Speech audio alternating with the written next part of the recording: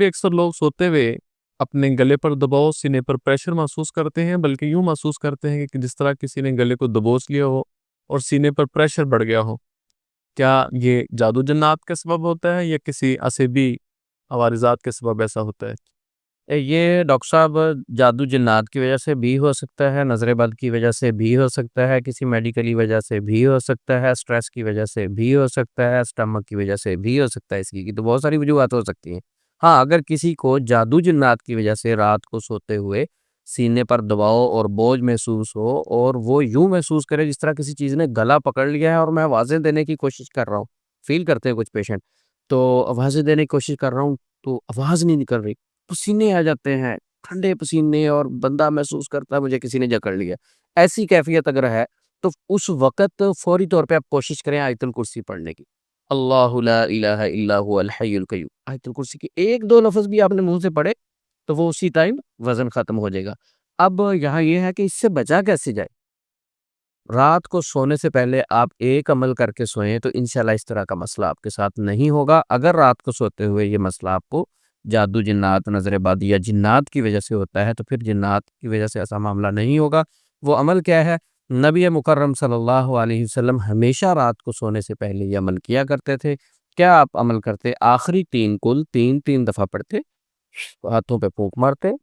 چہرے والی سائڈ سے ہاتھ پھیرتے ہوئے پورے جسم پر ہاتھ پھیرتے، اس طرح دم کرتے۔ جب نبی صلی اللہ علیہ وسلم اپنے بستر مبارک پر تشریف لاتے یہ والا عمل 3 مرتبہ دہراتے۔ اس کو عمل کو کرنا کیسے میں آسان طریقے سے بتا دیتا ہوں۔ سورۃ اخلاص، سورۃ فلق، سورۃ ناس ایک مرتبہ پڑھیں، ہاتھوں پہ پھونک مارے، دم کریں، پھر ایک مرتبہ پڑھیں، ہاتھوں پہ پھونک مارے، دم کریں، پھر ایک مرتبہ پڑھیں، تو 3 بار صورتیں کمپلیٹ ہوگی اور 3 بار ہی دم ہو گیا۔ پورے جسم پہ آپ دم کر کے رات کو سو جائیں، آپ کو انشاءاللہ اس طرح کا مسئلہ نہیں ہوگا اگر جنات کی وجہ سے پہلے ہوتا ہے۔ لیکن یہاں یہ بات سمجھنے کی ضرورت ہے کہ یہ مسئلہ کسی میڈیکلی وجہ سے بھی ہو سکتا ہے۔ ہاں، آف کورس یہ اس میں بہت ساری میڈیکلی وجوہات بھی ہو سکتی ہیں، اس طرح سلیپ obstructive disorders ہیں، او ایس اے اس بیماری کو کہا جاتا ہے، اور اس کے علاوہ کچھ ہارمونل چینجز کی وجہ سے، تھائرائڈ کی وجہ سے، گرڈ کی وجہ سے، اوکے، اور اس کے ساتھ ساتھ جو ہے وہ کسی کوئی سم ٹائم پیشنٹ ہوتے ہیں استھما کے مریضوں کو بھی رات کے وقت اس طرح کی کیفیت آ جایا کرتی ہیں، اور ہماری چونکہ روٹین جو ہے وہ اوورال کھانے پینے کی ٹھیک نہیں ہوتی، رات کے وقت لیٹ نائٹ کھانا کھانا اور پھر اسی طرح مطلب سو جانا، یہ تمام چیزیں ایفیکٹ کرتی ہیں۔ لیکن سب سے اہم چیز جو مطلب میڈیکل ٹرمینالوجی میں اس کو ہم سلیپ obstructive اپینیا کہتے ہیں، اوکے۔ تو یہ بہت بڑی ایک جو ہے وہ وجہ ہے۔ اسٹمک کی وجہ سے کیسے ہو سکتا ہے سینے پر دباؤ؟ یہ گیسز جو ہے وہ مطلب چڑھتی ہیں، کھانا کا نظامی نظام ٹھیک نہ ہونے کی وجہ سے۔ اس کے ساتھ ساتھ ہم چونکہ کھا کیا رہے ہوتے ہیں، اسپائسی چیزیں کھا رہے ہوتے ہیں، اس کے ساتھ ساتھ جو ہے پھر ہم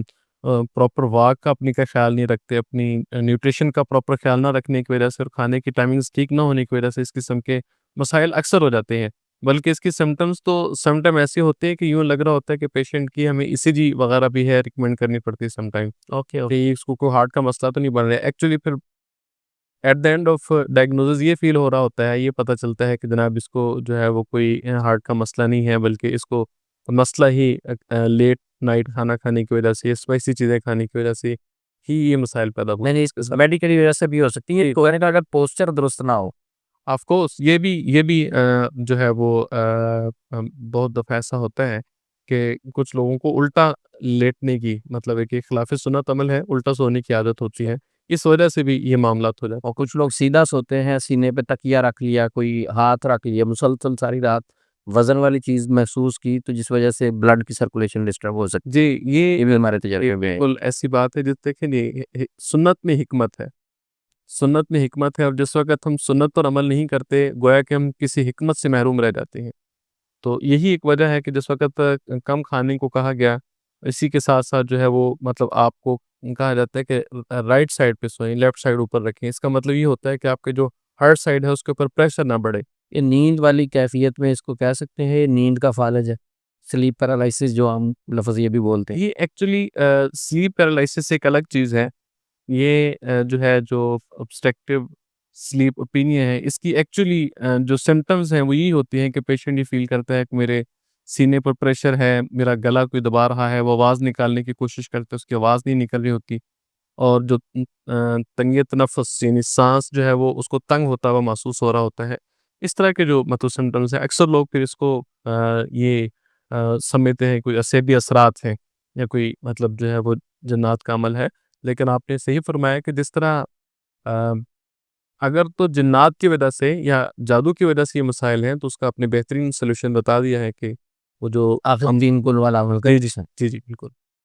اور اگر اس کا میڈیکلی ہے تو ماشاء اللہ آپ نے بتایا کہ ڈائٹ کا خیال رکھے، واک کا خیال رکھے، باقی میڈیکلی معاملات کو بھی دیکھے۔ یہ ضروری نہیں ہے کہ ہر چیز جادو جی، جنات جی، پہ بالکل، ڈال دی جائے، بالکل، بالکل۔ اور ضروری نہیں ہے کسی کو جادو کا مسئلہ ہوتا ہے وہ میڈیکل میں ڈال کے ادھر گھومتے رہتے ہیں۔ سب سے پہلے ڈائگنوز ہونا ضروری ہوتا ہے۔ اکثر اوقات یہ دیکھا گیا ہے کہ لوگ جو ہے بہت ساری متس ہیں ہمارے مطلب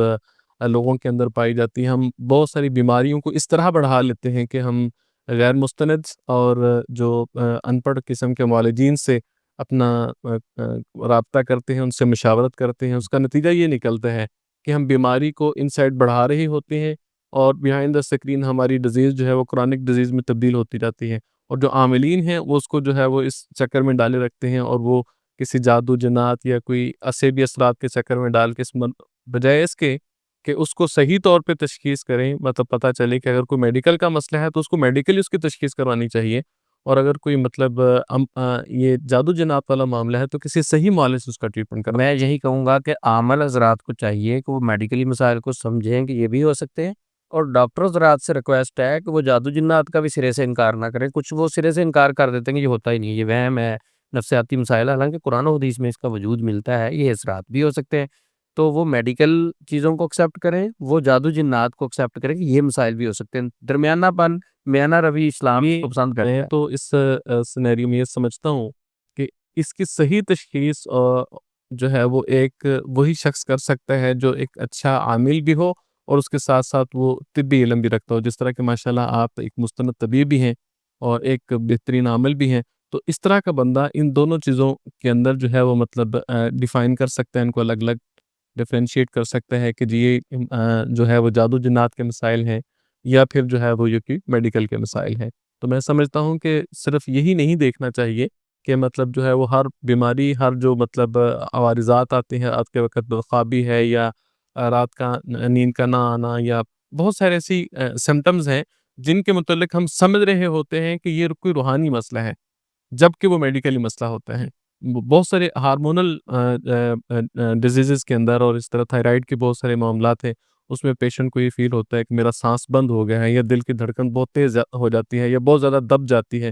تو یا پھر دونوں ہاتھ یوں کر کے جو ہے وہ مطلب پیشنٹ کے سن ہو جاتے ہیں، نم ہو جاتے ہیں، وہ یوں فیل کرتا ہے کہ مجھے پیرالائسس ہو گیا ہے۔ تو کچھ لوگ اس کو جو ہے وہ جادو جنات کا مسئلہ سمجھ کے اس کا بہت دیر تک جو ہے وہ غلط عاملین سے علاج کرواتے رہتے ہیں۔ سم ٹائم جس طرح کے ایک